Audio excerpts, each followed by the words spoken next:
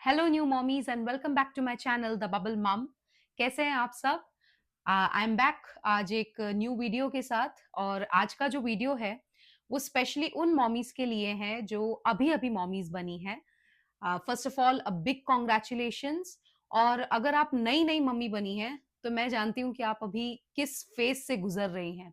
जो new mommies होती हैं वो 24 घंटे में से 25 घंटे यही सोचती रहती हैं कि मेरा बच्चा ठीक से ग्रो कर रहा है या नहीं, क्या ये नॉर्मल है, क्या ये नॉर्मल नहीं है, ये ऐसा क्यों कर रहा है, ये वैसा क्यों कर रहा है। तो ऐसे हजार सवाल आपके दिमाग में चल रहे होंगे। हाँ, मुझे पता है कि आप क्या फील कर रहे हैं अभी, क्योंकि कुछ समय पहले मैं भी उसी स्टेज में थी। तो अगर आप न्यू मॉम्स हैं और आपको अपने बच्चे की बहुत ज़्यादा टेंशन हो रही है और आपको पता नहीं चल रहा कि ये न्यूबॉर्न के लिए ये जो ग्रोथ साइंस हैं, क्या वो ठीक है, क्या वो नहीं है, तो ये वीडियो आपके लिए है। ये वीडियो ज़रूर देखिएगा, इससे आपको थोड़ा-सा रिलैक्स मिलेगा और आपको पता चलेगा कि न्यूबॉर्न्स में क्या चीज़ें नॉर्मल होती हैं और क्या चीज़ें ऐसी होती हैं, रेड फ्लैग्स होती हैं, जिससे आपको डॉक्टर को तुरंत कंसल्ट करना पड़े। और वीडियो को लास्ट तक देखिएगा, क्योंकि मैं कुछ ऐसी चीज़ें भी बताऊँगी जो मेरे बेबी के साथ स्पेशली हुई थी और मुझे वो लगा कि ये नॉर्मल है या नहीं है, और फिर क्या था वो मैं आपको लास्ट में बताऊँगी। So stay tuned. Without wasting any time start करते हैं। तो सबसे पहला साइन एक नॉर्मल न्यूबॉर्न ग्रोथ का सबसे पहला साइन होता है उसका वेट गेन पैटर्न। जैसा कि आप जानते हैं कि जो न्यूबॉर्न्स होते हैं उनके लिए नॉर्मल वेट रेंज कहा जाता है कि 2.5 केजी से लेके 4 केजी तक सब कुछ नॉर्मल है। 4.5 भी होते हैं कुछ बच्चे, उसे नॉर्मल रेंज माना जाता है। और जब बेबीज बॉर्न होते हैं तो उनका वेट स्लाइटली हायर साइड में होता है और पहले के जो हफ्ता होता है ना, उसमें उनका वेट कम होता है, थोड़ा पहले स्टार्टिंग में कम हो जाता है। तो आप वरी मत कीजिए अगर आपका एक ही वीक हुआ है डिलीवरी को और आपको लग रहा है कि आपका बेबी जब बॉर्न हुआ था उससे कंपैरिजन में अभी थोड़ा-सा पतला लग रहा है, तो आप डरिए मत, क्योंकि ये नॉर्मल है। जब मदर के वूम्ब में होता है ना बेबी, तो वो पानी के अंदर रहता है, तो वो वाटर वेट भी रहता है उसका। इसलिए वो थोड़ा-सा फूला हुआ लगता है। एक्चुअली वो वेट नहीं होता, वो एकदम से स्वोलन लगता है, थोड़ा-सा फूला हुआ लगता है। तो टेंशन मत लीजिए कि अगर थोड़ा-सा वेट कम हुआ है तो इट्स ओके। वो धीरे-धीरे पिकअप कर लेगा, ठीक है? तो पहले वीक में थोड़ा वेट कम हो जाता है, लेकिन जैसे-जैसे वीक्स बढ़ते जाते हैं ग्रेजुअली हर मंथ एक स्टेबल वेट गेन होना ज़रूरी है। यानी कि 1 केजी में नहीं, 800 ग्राम, 900 ग्राम जितना भी हो, बेबी को वेट पुट ऑन करना चाहिए, चाहे वो ब्रेस्ट फेड बेबी हो, चाहे वो फॉर्मूला फेड हो, दोनों को वेट धीरे-धीरे क्या करना चाहिए, पुट ऑन करना चाहिए। और ये जो हर बच्चे का अलग रहता है। ऐसा नहीं है कि मेरे बेबी ने 1 केजी पुट ऑन किया तो आपका बेबी भी 1 ही केजी करेगा, ऐसा कुछ भी नहीं है। ये आपका पीडियाट्रिशियन आपको अच्छे से बता सकता है कि ये बेबी का ग्रोथ पैटर्न, आपके बेबी का ग्रोथ पैटर्न कैसा है। ठीक है? तो वो ऐसे भी पीडियाट्रिशियन रेगुलर चेकअप्स करते ही हैं, तो उनको पता चल जाता है कि वेट गेन हो रहा है या नहीं है। ठीक है? तो वो होना ज़रूरी है, धीरे-धीरे वेट गेन होना। नंबर 2, आपका बेबी जो है वो अच्छे से नींद कर रहा है या नहीं, मतलब उसका स्लीपिंग पैटर्न क्या है। क्योंकि देखो एक न्यूबॉर्न बच्चा होता है ना, उसको कम से कम 14 से लेके 20 घंटे तक एनीवेयर इसके बीच में वो उनको सोना चाहिए, उनको रेस्ट लेना चाहिए, तभी उसका फिजिकल और मेंटल डेवलपमेंट दोनों हो सकता है। तो ये इतना उसका नींद जो है वो होनी चाहिए। अगर वो इतना नहीं सो पा रहा है या उसको कुछ दिक्कत हो रही है सोने में, कंटिन्यूअस नहीं सो पा रहा है, तो आपको डॉक्टर से एक बार बात कर लेनी चाहिए। एक बार दिखा दीजिए कि क्यों इसकी नींद बार-बार टूट रही है या क्या प्रॉब्लम हो रही है, ठीक है? और थर्ड चीज़ है उसका पूप पैटर्न, यानी कि उसका पॉटी। तो जो न्यूबॉर्न होता है, आपको पता होगा कि 24 घंटे में, पहले 24 घंटे में ब्लैक कलर की पॉटी निकलती है, जिसको हम मेकोनियम कहते हैं, और वो 24 घंटे के अंदर निकल जाना चाहिए। वो पॉटी वो बॉडी से निकल जानी चाहिए।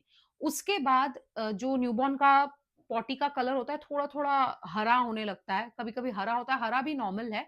और फिर धीरे-धीरे जैसे-जैसे बेबी बड़ा होता जाता है, येलो कलर का होने लगता है और दानेदार होता है थोड़ा-सा, ठीक है? स्पेशली ब्रेस्ट फेड बेबीज़ का होता है ना, वो थोड़ा-सा दानेदार होता है पॉटी, और जो फॉर्मूला फीड करते हैं उनका थोड़ा चिकना रहता है पॉटी। तो येलो कलर का अगर है, दानेदार है या ग्रीन भी है तो भी नॉर्मल है। इसके अलावा कोई भी कलर हो, अगर डार्क ब्राउन कलर दिख रहा है आपको, अगर ब्लड दिख रहा है पॉटी में, तो तुरंत आप अपने पीडियाट्रिशियन से बात कीजिए। और एक चीज़, आप आपका बेबी यूरिन पास कर रहा है या नहीं, वो बहुत ज़्यादा देखना ज़रूरी है, ठीक है? वो बताता है आपके बेबी के अंदर किसी भी तरीके की अगर कोई डिज़ीज़ पनप रही है, तो आपको वो यूरिन आउटपुट से ईज़िली पता चल जाएगा। अगर आप डायपर यूज़ करते हैं, तो एक न्यूबॉर्न में कम से कम 6 से 8 डायपर तो 1 दिन में उसको हेवी होना चाहिए, मतलब उतना यूरिन वो करना चाहिए। न्यूबॉर्न्स बहुत यूरिन करते हैं। अगर आप डायपर नहीं यूज़ करते, तो आपको पता होगा आधे-आधे घंटे में आपको नैपी चेंज करनी पड़ती है, क्योंकि न्यूबॉर्न्स का यूरिन आउटपुट ज़्यादा रहता है। ऑब्वियसली वो ब्रेस्ट फीड कर रहे हैं और ब्रेस्ट फीड में क्या रहता है, मिल्क में पानी ही ज़्यादा रहता है, तो जो पी रहे हैं वही निकालेंगे। तो वो उनकी बॉडी में लग रहा है या नहीं, उनके यूरिन आउटपुट से आपको पता चल जाएगा। ठीक है? चौथी चीज़ है कि आपका बेबी अलर्ट है या नहीं? अलर्ट यानी कि ऑब्वियसली उनका आँखों का इतना क्लैरिटी नहीं रहता है, लेकिन कहाँ से आवाज़ आ रही है और तुरंत से ऐसे झटका देना, रिफ्लेक्स करना, ये सब अलर्टनेस होता है। मतलब जैसे अगर मैं आपको एग्ज़ाम्पल बताऊँ कि मेरा बेबी जो है वो दिवाली के टाइम पे उसका बर्थ हुआ था, बिल्कुल दिवाली के टाइम पे। तो कहीं से भी कुछ पटाखे की आवाज़ आती थी, तो वो एकदम से एक रिएक्शन देता था हिलने का। तो वो जो अलर्टनेस है, वो आपके बेबी में होना चाहिए। वो आप चेक कर सकते हैं, मदर्स को स्पेशली पता रहेगा क्योंकि मदर्स का 24 घंटा आँखें वहीं पे रहती है ना? तो मदर्स को तो पता चल ही जाएगा कि वो अलर्ट है या नहीं है, ये आपको चेक करना है। और ये भी चेक करना है कि कहीं से आवाज़ आ रही है, आपने दरवाज़ा बंद किया या कोई ज़ोर से चिल्लाया, तो आपका बेबी उस तरफ ऑब्वियसली वो गर्दन तो इतनी स्टेबल नहीं रहती है, लेकिन वो उस तरफ अपनी आँखें ले जा रहा है या उस तरफ वो मुड़ने की कोशिश कर रहा है। ये सब आपको चेक करते रहना है, ये आपको देखना है। अगर ऐसा नहीं हो रहा है तो तुरंत अपने डॉक्टर से बात कीजिएगा। और बेबीज़ का जो 1 मंथ तक होता है ना, थोड़ा-सा नेक इतना ज़्यादा स्टेबल नहीं रहता है। ये तो पहले की बेबीज़ की बात हो रही है यार, आजकल तो बेबीज़ मतलब पैदा ही हो रहे हैं, नेक की स्टेबिलिटी लेके पैदा हो रहे हैं। अगर मैं अपनी पर्सनल बात करूँ तो मेरा बेटा तो मतलब जैसे ही उसको जैसे ही मुझे होश आया, मेरा सी सेक्शन हुआ है, तो जैसे ही मुझे होश आया, मैं देख रही हूँ वो अच्छे से अपना नेक राइट टू लेफ्ट टर्न कर पा रहा है। तो आजकल के बेबीज़ बोलते हैं ना ये एआई के ज़माने के बेबीज़ हैं, ये दे आर बिल्ट डिफरेंट बोलते हैं ना, वही है। ठीक है? वैसे 1 महीने बाद उनकी धीरे-धीरे स्टेबिलिटी आने लगती है। देन 5वां पॉइंट है कि क्या वो माइलस्टोन्स अचीव कर पा रहा है। अब देखो ये माइलस्टोन अचीव करने वाला है ना, क्या-क्या बेबी के माइलस्टोन्स होते हैं ऐज वाइज़, वो उसके लिए मैं अलग वीडियो बनाऊँगी। पर अभी मैं आपको ये बताना चाहती हूँ कि अगर माइलस्टोन अचीव करने में जैसे 1 मंथ के अंदर थोड़ा-सा उसका नेक थोड़ा-सा होल्ड कर पाना, हाथ-पैर फ्रीली मूव करना, ये कहा जाता है कि 1 टू 1 1/2 मंथ्स में ये बेबीज़ को करना चाहिए। अगर नहीं हो रहा है तो आप 2 मंथ्स तक वेट करके देखिए, हर बेबी अलग होता है। हमको कंपैरिज़न तो नहीं करनी है। न्यू मॉम के लिए एक आपके लिए एक ही स्टेटमेंट आप प्लकार्ड की तरह यहाँ लगा लीजिए, डोंट कंपेयर योर बेबीज़। आपके बेबीज़ को कंपेयर मत कीजिए। मैं ये गलती करती थी और हर मदर करती है। मदर को टेंशन होती ही है कि क्या देखो तो उसका बेबी ऐसे कर पा रहा है, मेरा क्यों नहीं कर पा रहा है। ये होता ही, मैं कितना भी आपको समझाऊँ क्योंकि मुझे भी हज़ार लोगों ने ये चीज़ें बोली हैं। लेकिन मैं आपको ये बताना चाहती हूँ मेरे पर्सनल एक्सपीरियंस से कि ऐसा करने से क्या होता है ना, आपको बहुत स्ट्रेस हो जाता है। बहुत ज़्यादा आप ओवर सोचने लगते हो, बहुत स्ट्रेसफुल सिचुएशन हो जाती है और उसमें हम अपने आप पे भी ध्यान नहीं दे पाते और बेबी पे भी ध्यान नहीं दे पाते हैं। हमारा कंटीन्यूअस यही ध्यान रहता है कि ये ऐसा क्यों हो रहा है, ऐसा क्यों हो रहा है? तो ये थोड़ी-सी सिचुएशन है ना, खराब हो जाती है। तो ऐसा मत कीजिए। अगर जैसे 1 मंथ का न्यूबॉर्न बेबी है आपका, 2 मंथ्स तक बेबीज़ को न्यूबॉर्न कहा जाता है, ठीक है? तो उसके बाद वो इन्फेंट कैटेगरी में आ जाते हैं। तो 2 मंथ्स तक आप वेट कीजिए कि वो नेक को थोड़ा-सा होल्ड कर पा रहा है, हाथ-पैर अच्छे से चल रहा है, रिफ्लेक्स अच्छे हैं। रिफ्लेक्स यानी कि आपने ज़ोर से ऐसी ताली मारी तो उसने आँखें फटाक से अपनी मूंद ली, ये कर रहा है, अगर रिफ्लेक्सेस उसके नॉर्मल हैं, तो it's a healthy growing baby, ठीक है? उसके नाखून अच्छे से बढ़ रहे हैं, ठीक है? अगर नाखून नेल्स अच्छे से बढ़ रहे हैं, अगेन अच्छा साइन है। तो ये कुछ ऐसे साइंस है। और हाँ, फीडिंग बेबी का आपको ध्यान रखना है क्योंकि देखो न्यूबॉर्न जो होते हैं ना, वो बहुत ज़्यादा फीड करते हैं। एक ये भी साइन है कि आपका बेबी अच्छे से ग्रो कर पा रहा है, उसकी फीडिंग पैटर्न। वो फीडिंग पैटर्न आपको देखना पड़ेगा। जैसे कि 1 मंथ के बाद ना बेबी थोड़ा-सा कंटीन्यूअस फीडिंग करने लगता है, तो हमको ऐसा लगता है क्या इसका पेट नहीं भर रहा है? नहीं, ऐसा नहीं होता है, उसको क्लस्टर फीडिंग बोलते हैं। वो होता ही है, हर बेबी में होता है कि 1 एंड हाफ मंथ्स के बाद उनको कंटीन्यूअस लैचिंग करने की एक अर्ज होती है कि नहीं मैं लैच ही करके रहूँ, मैं पीता रहूँ या पीती रहूँ। तो उसको क्लस्टर फीडिंग बोलते हैं। फीडिंग क्लस्टर फीडिंग है तो कोई प्रॉब्लम नहीं है, लेकिन वो दूध अच्छे से पी रहा है या नहीं, वो निप्पल को लैच कर रहा है, उसको गटक रहा है दूध को प्रॉपरली या नहीं, वो भी आपको चेक करना है। क्योंकि कुछ बेबीज़ क्या होता है, गटक नहीं पाते, उनको अटकने लगता है, तो उधर भी कुछ प्रॉब्लम्स होती हैं। वो आपको डॉक्टर बताएँगे कि टंग टाई होता है, उसको शायद टंग टाई बोलते हैं यहाँ पे, ऐसा कुछ टंग में टाई होता है जिसकी वजह से वो गटक नहीं पाते हैं। तो ये भी एक बार आपको देखना है कि वो गटक पा रहा है या नहीं, वो लैच कर रहा है प्रॉपरली या नहीं, या वो निप्पल को देखते ही मुँह फेर रहा है, या ये सब चीज़ें आपको ध्यान रखनी है, ये साइन्स आपको ध्यान रखने हैं, ठीक है? तो ये कुछ ऐसी चीज़ें हैं जो आपको दिमाग में रखना है, जिससे आपको पता चलेगा कि आपका बेबी हेल्दी ग्रो कर रहा है या नहीं। अब इसके अलावा मेरे न्यूबॉर्न के साथ पर्सनली क्या हुआ था वो मैं आपको बताती हूँ। तो मेरा बेबी जो था वो 2.7 केजीज़ का हुआ था। मेरा 18 डेज़ पहले ड्यू डेट से पहले मेरी डिलीवरी हो गई थी। तो वो मतलब इतना छोटा दिखता था, बहुत छोटा था वो, मैं आपको एक फ़ोटो यहाँ पे लगा दूँगी, बहुत छोटा दिखता था। तो मतलब आस-पास के लोग मेरे सब बोलते थे, "अरे! कितना कमज़ोर है, हेल्दी नहीं है।" देखिए, वेट से हेल्थ का एक्चुअल में कोई लेना-देना नहीं है। बेबीज़ एनीवेयर 2.5 से लेके 4 तक कहीं पे भी अगर होते हैं, तो वो फुल टर्म बेबी है और वो अच्छा हेल्थ है। धीरे-धीरे वो वेट गेन कर ही लेगा, ठीक है? तो उस चीज़ में आप मत पड़िए, क्योंकि मेरे को ये बात बहुत ज़्यादा अफ़ेक्ट की थी कि मेरे बेबी का वेट क्यों नहीं आया प्रॉपर, है ना? तो ये बात दिमाग से निकाल दीजिए, चाहे वो 2.5 केजी का हुआ है, चाहे वो 3 केजी का हुआ है, 3.5 केजी का हुआ है, उसका वेट गेन धीरे-धीरे ग्रेजुअली हो ही जाएगा, ठीक है? वो क्या वेट लेके बर्थ उसने लिया है, वो आपकी बॉडी की इंटरनल कंडीशन की वजह से है, ठीक है? उसमें आपका कोई दोष नहीं है, ठीक है? धीरे-धीरे वो वेट वो पुट ऑन कर लेगा, तो आप टेंशन मत लीजिए। तो मेरा बेबी भी 2.7 का हुआ था और धीरे-धीरे उसने अच्छा खासा वेट पुट ऑन कर लिया और उसने अच्छी तरह से माइलस्टोन अचीव किया और आज भी अच्छी तरह से कर रहा है। So everything is okay. तो वो एक ध्यान रखना।